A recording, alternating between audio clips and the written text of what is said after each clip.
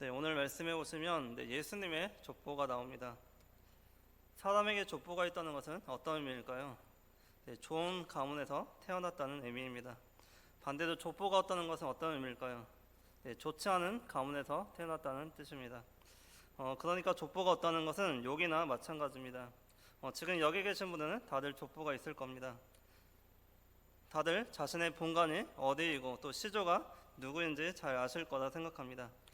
우리나라 사람들에게 이름의 성은 굉장히 중요합니다. 그래서 처음 만난 자리에서 같은 성이고 같은 본관이면 왠지 반갑고 또 더 쉽게 친해지는 경향이 있습니다. 그만큼 우리나라는 아직까지 혈연을 중요하게 생각하는 나라입니다. 그래서 자신의 친척 중에 의사라든지 판사라든지 국회의원이 있으면 그들이 내 친척인 것을 자랑스럽게 생각합니다. 만약에 내 족보에 범죄자나 친일파가 있다면 어떨까요? 자신 있게 내 가문을 떳떳하게 자랑할 수 있을까요? 그렇지 못할 겁니다. 오늘 말씀해 보면 예수님의 족보가 기록되어 있습니다. 예수님이 어떤 가문에서 태어났는지를 한눈에 볼 수 있습니다. 우리가 잘 아는 이름들이 나오죠. 아브라함, 다윗, 솔로몬, 히스기야, 요시야, 수르바벨. 정말 자랑스럽게 여겨도 좋을 만한 족보입니다. 그 당시 유대인들은 아브라함의 자손으로 태어난 것을 대단히 자랑스럽게 생각했습니다. 아마도 마태복음을 기록했던 마태도 같은 심정이었을 겁니다.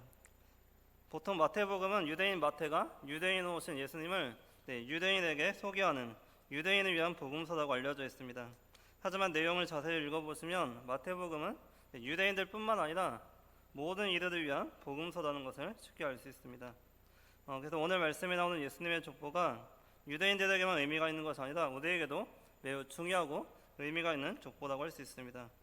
그렇게 우리는 예수님의 족보에 관심을 가져야 되고 또 이 족보가 나랑 무슨 상관이 있는지 잘 생각해 보셔야 합니다. 성경에는 수많은 족보가 등장합니다. 창세기 그리고 역대 상하에서 많이 찾아볼 수 있는데 족보를 보고 읽을 때마다 이런 생각이 들 때가 있습니다. 이 족보가 나는 무슨 상관이 있지? 또 나에게 어떤 의미가 있지? 라고 생각하며 많은 인물들과 또 어려운 글자들을 대할 때마다 지루해하고 아무 생각 없이 그냥 스쳐 지나갈 때가 많이 있습니다. 하지만 성경에 나오는 모든 족보는 다 의미가 있고 다 중요합니다. 특별히 유대인들에게 있어서 족보는 매우 중요했습니다. 그들은 자신들이 아브라함의 자손인 것을 자랑스럽게 생각했습니다. 또한 그들은 아브라함의 자손이더라도 하나님과 언약을 맺은 직계 자손인지도 중요하게 생각했습니다. 그래서 유대인들은 자신이 이삭의 자손인지 이스마엘의 자손인지 또 야곱의 자손인지 에서의 자손인지를 따지며 언약의 자손임을 자랑스러워했습니다. 하나님과 언약을 맺은 자손이어야 구원을 받을 수 있기 때문에 이것은 대단히 중요했습니다. 이렇듯 성경은 아브라함의 자손이어야 구원을 받을 수 있다고 말합니다. 그리고 이스라엘을 구원할 메시아는 반드시 다윗의 자손으로 온다고 말씀합니다. 그렇게 예수님이 아브라함과 다윗의 자손으로 오셨다는 것을 보여주는 이 족보는 유대인들에게 매우 중요했습니다. 하지만 교회 처음 나오신 분들은 이런 족보 이야기에 어리둥절하거나 또 시큰둥한 반응을 보일 때가 많습니다. 예수님이 좋으신 분인 건 알겠는데 그 족보가 나랑 무슨 상관이 있는지 의아해야 합니다. 사실 우리들 가운데서도 성경의 족보가 별 의미가 없다고 생각하시는 분들이 있습니다. 물론 유대인들의 족보는 우리의 족보가 아니기 때문에 그렇게 큰 상관이 없을 수도 있습니다. 하지만 성경에서 특히 신약 성경에서 예수님을 소개하는 제일 첫 서두에 족보를 기록했다는 것은 이 족보가 유대인들뿐만 아니라 우리에게도 중요하다는 것을 암시해주고 있습니다. 그런데 예수님의 족보를 자세히 살펴보면 자랑스러운 족보라고만 말할 수가 없습니다.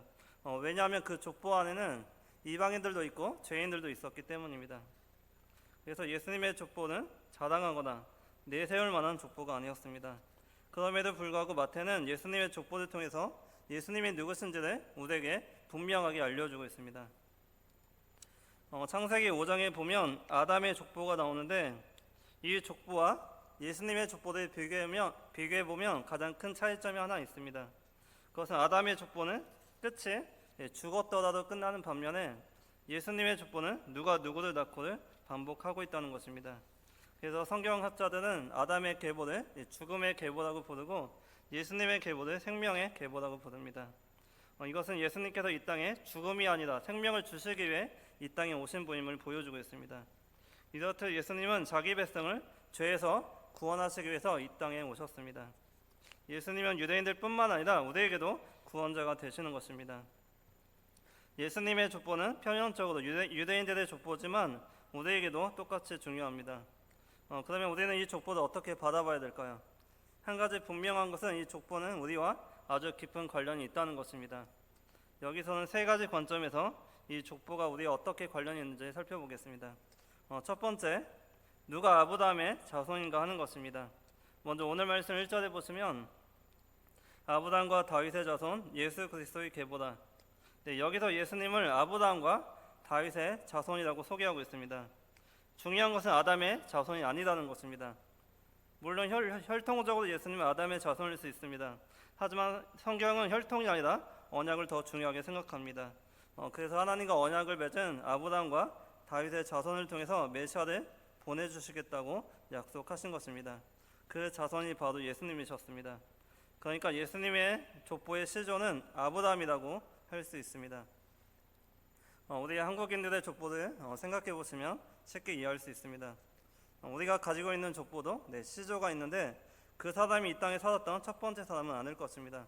거슬러 올라가다 보면 수천 년, 수만 년 전에 살았던 사람이 우리의 첫 조상일 수 있습니다. 하지만 족보에 이 모든 것이 다 기록되어 있지 않습니다. 족보에서 시조는 가장 의미가 있는 사람인 경우가 많습니다. 우리나라에서 가장 많이 차지하는 성씨는 무엇인가요? 흔히 김이박이라고 하죠. 1위가 김해김씨고 2위가 밀양박씨, 3위가 전주이씨입니다. 김해김씨의 시조는 김수왕이고 밀양박씨의 시조는 박혁거세입니다. 혹시 여기 김해김씨와 밀양박씨 계신가요? 혹시 계시다면 여러분들은 왕족의 후손들입니다. 그렇다고 해서 여러분들의 시조가 인류의 첫 번째 사람은 아닐 것입니다. 그만큼 족보라는 것은 어떤 역사적인 사실보다는 특정한 의미를 두고 기록한 경우가 많습니다. 예수님의 족보도 마찬가지입니다. 사실 아브라함을 예수님의 시조라고 말할 수 없습니다. 그럼에도 예수님의 족보에 아브라함의 시조로 나타난다는 것은 그만큼 아브라함이 특별한 사람이라는 것을 보여주고 있습니다. 아브라함은 믿음의 조상이라고 불립니다. 아브라함은 하나님의 부르심을 받고 약속의 땅이었던 가나안 땅으로 이주했으며 또 하나님과 언약을 맺고 자손의 축복을 약속받은 사람이었습니다. 그래서 유대인들은 자신들이 아브라함의 자손인 것을 자랑스러워했습니다. 하지만 오늘 말씀은 혈통적으로 아브라함의 자손이신 예수님을 말하려고 하는 게 아닙니다. 하나님이 아브라함과 맺었던 언약이 무엇이었는지를 잘 생각해 보시면 그것을 알 수가 있습니다. 그러니까 그의 자손을 통해 만민이 복을 받게 될 것이기 때문에 유대인들뿐만 아니라 이방인들도 구원을 받게 된다는 것입니다. 마태복음 3장 9절은 이렇게 말씀합니다. 속으로 아브라함이 우리 조상이라고 생각하지 말라. 내가 너희에게 이르노니 하나님이 능히 이 돌들로도 아브라함의 자손이 되게 하시리라. 또 누가복음 19장 9절 말씀에서 예수님은 삭개에게 이렇게 말합니다. 예수께서 이르시되 오늘 구원이 이 집에 이르렀으니 이 사람도 아브라함의 자손이미로다. 아브라함의 자손이 된다는 것은 구원을 받게 된다는 의미입니다. 삭개오는 이미 유대인으로서 아브라함의 자손이었지만 예수님께서는 그가 자신을 영접하고 변화된 이후에 드디어 아브라함의 자손이 되었다고 말씀합니다. 이렇듯 혈통으로 아브라함의 자손이 되는 것이 아니라 믿음으로 아브라함의 자손이 되는 것입니다. 사도 바울도 복음을 전할 때마다 믿음으로 말미암은 자가 아브라함의 자손이라고 말했습니다. 이렇듯 예수님의 족보를 통해서 우리가 알 수 있는 것은 믿음을 통해서 우리도 아브라함의 자손이 된다는 것입니다. 두 번째, 누가 구원을 받을 수 있는가 하는 것입니다. 예수님의 족보는 처음에도 이야기했듯이 자랑하거나 내세울 만한 족보가 아니라고 했습니다. 왜냐하면 그 속에는 죄인들도 있고 이방인들도 있었기 때문입니다. 부끄러운 역사가 족보 안에 숨겨져 있습니다. 아마도 유대인들도 자신의 족보에서 빼버리고 싶은 이름이 있었을 것입니다. 예수님의 족보 안에는 자랑스러운 인물 말고도 부끄러운 자들, 약한 자들, 죄인들이 등장합니다. 특별히 여기에는 여자들도 있습니다. 유대인들은 족보 여자의 이름을 잘 기록하지 않는다고 합니다. 그들은 매일 아침마다 하나님께 기도할 때 여자로 태어나지 않은 것과 또 노예로 전락하지 않은 것과 또 이방인으로 태어나지 않은 것을 감사할 정도로 여자와 노예와 이방인들을 사람으로 보지 않았습니다. 그럼에도 불구하고 마태는 예수님의 족보에 여자들의 이름을 기록해 넣었습니다. 첫 번째 여자는 3절 말씀에 나오는 다말입니다. 다말은 원래 유다의 아들 엘의 아내였습니다. 다말은 남편이 죽은 이후에 그 시아버지 유다가 자손을 이을 수 있도록 조치를 취하지 않자 창녀로 변장하고 시아버지를 유혹해서 아들을 얻었던 집요한 여자입니다. 다말은 근친상간의 죄를 저질렀습니다. 그럼에도 하나님께서는 그녀의 자손을 통해서 다윗의 계보를 잇게 하셨습니다. 두 번째 여자는 5절 말씀에 나오는 여리고성의 기생이었던 라합입니다. 라합도 이스라엘에 속하지 않았던 이방인 여자였습니다. 더군다나 직업이 기생이었습니다. 하지만 하나님을 두려워하고 또 정탐꾼들을 도운 결과 그녀의 가정은 구원을 받게 되었고 그녀 또한 메시아의 조상이 될 수 있었습니다. 이처럼 하나님은 유대인들뿐만 아니라 이방인들 심지어 죄인들에게까지 한량없는 은혜를 베풀어 주십니다. 또 세 번째 나오는 여자는 나오미의 며느리 룻입니다. 룻도 모압 족속에 속한 이방인이었습니다. 이 모압 족속은 근친 상간에서 비롯된 민족입니다. 아브라함의 조카였던 롯과 그의 딸 사이에서 태어난 민족입니다. 룻은 그 모압 족속의 여자였습니다. 신명기 23장 3절 말씀해 보시면 모압의 후손들은 영원히 여호와의 총에 들어오지 못하도록 규정이 되어 있습니다. 그러나 이와 같은 규례가 있었음에도 불구하고 하나님께서는 룻의 믿음을 보시고 그녀를 메시아의 혈통에 속하게 하셨습니다. 또 네 번째 여자는 6절 말씀에 나오는 우리아의 아내 밧세바입니다. 밧세바는 다윗이 죄를 저질러 취했던 여자입니다. 아마 다윗의 인생 가운데 가장 큰 실수이자 되돌리고 싶은 과거일지 모릅니다. 그럼에도 하나님께서는 밧세바를 통해 메시아의 혈통을 잇게 하셨습니다. 이렇게 죄가 많은 곳에 하나님께서는 늘 역사하셨습니다. 오늘 족보에 등장하는 4명의 여자들을 통해서 우리는 하나님의 크신 사랑을 깨닫게 됩니다. 결코 용서받을 수 없는 죄인들이 용서받고 또 결코 메시아의 가문에 들어올 수 없는 자들이 메시아의 조상이 되었습니다. 그렇다면 우리들은 어떨까요? 이들보다 죄가 크지 않다고 안심하거나 또 정직하고 올바르다고 우리 자신을 떳떳하게 내세울 수 있을까요? 결코 그럴 수가 없습니다. 죄가 크든 작든 하나님 앞에서는 모두가 죄인입니다. 그렇게 자신이 죄인이라는 것을 깨닫지 못하고 또 죄에 대한 깊은 회개와 반성이 없다면 결코 우리는 구원을 받을 수가 없습니다. 특별히 오늘 족보에는 육적 신분이 탁월하거나 뛰어난 자들을 메시아의 조상으로 선택하지 않았음을 보게 됩니다. 이삭, 야곱, 유다, 그리고 다윗, 솔로몬까지 모두 장자 신분이 아닌 동생들이 그리스도의 조상으로 선택받았다는 것은 우리에게 시사하는 바가 아주 크다고 할 수 있습니다. 욥기 5장 11절 말씀해 보시면 낮은 자를 높이 드시고 애곡하는 자를 일으키사 구원에 이르게 하시느니라. 또 에스겔 21장 26절 말씀해 보시면 주 여호와께서 이같이 말씀하셨느니라. 관을 제거하며 왕관을 벗길지라. 그대도 두지 못하더니 낮은 자를 높이고 높은 자를 낮출 것이니라. 이처럼 예수님의 족보는 낮은 자를 높이고 애통하는 자를 일으키시는 하나님의 놀라운 섭리와 사랑을 보여주고 있습니다. 하나님의 역사는 결코 인간의 생각대로 이루어지지 않습니다. 우리가 바라는 대로 되지 않습니다. 야곱의 12명의 아들 중에서 혈육상 장남은 르우벤이었지만 그를 통해서 가문이 이어지지 않았습니다. 그리고 12아들 중에서 요셉이 가장 성공했고 또 아버지의 사랑을 되찾았지만 그들을 통해서 가문이 이어지지도 않았습니다. 하나님은 생뚱맞게도 유다를 통해서 메시아의 혈통을 잇게 하셨습니다. 이처럼 하나님의 선택한 은총은 인간적인 혈통과 상식을 초월해서 나타나는 것입니다. 이렇듯 예수님의 족보는 우리에게 하나님의 은혜와 사랑이 얼마나 큰지를 보여줍니다. 가장 약한 자들, 가장 천한 사람들을 불쌍히 여겨주시고 그들을 통해서 하나님의 구원이 이어지게 하셨습니다. 이와 같이 구원은 오직 하나님의 주권에 의해 이루어지는 것입니다. 우리가 아무리 잘나고 훌륭하다 하더라도 스스로를 구원할 수는 없습니다. 세 번째, 예수님은 왜 유대인으로 오셨는가 하는 것입니다. 예수님은 이 땅에 유대인으로 오셨습니다. 그런데 우리는 종종 예수님을 유대인으로 생각하지 않을 때가 있습니다. 왜냐하면 기독교를 유대교와 아무런 관련이 없다고 생각하기 때문입니다. 사실 기독교는 유대교와 깊은 관련이 있습니다. 만약 기독교가 유대교와 아무런 관련이 없다면 우리가 보고 있는 구약 성경이라든지 또 언약 백성이라든지 세상을 창조하신 야훼 하나님을 부인하는 것과 같습니다. 그들과 차이가 있다면 유대인들은 언약을 성취하다 오신 예수님을 다르게 보고 있고 또 다르게 해석하고 있다는 것입니다. 어쨌든 기독교는 유대교와는 달리 지금은 세계적인 종교가 되어서 많은 곳에 전파되고 있습니다. 그런데 잘 생각해 보시면 이 세상을 구원할 구원자가 곧 유대인으로 태어나셨어야 하는가 의문이 들 때가 있습니다. 기독교가 모든 사람을 위한 종교라면 그 당시에 세계 강대국이었던 로마에서 태어났으면 더 좋았을 뻔했을 것입니다.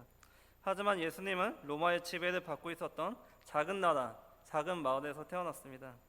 그것도 하나님의 저버린 백성, 유다 백성으로 태어나셨습니다. 사실 예수님이 유대인으로 태어나지 않으셨어도 우리를 구원할 메시아가 되었을 것입니다. 왜냐하면 하나님께는 능치 못할 일이 없기 때문입니다. 하나님께서 이 세상을 구원할 메시아를 보내주시는데 그것이 어디가 되었든 또 어느 민족이 되었든 그게 무슨 상관이 있겠습니까?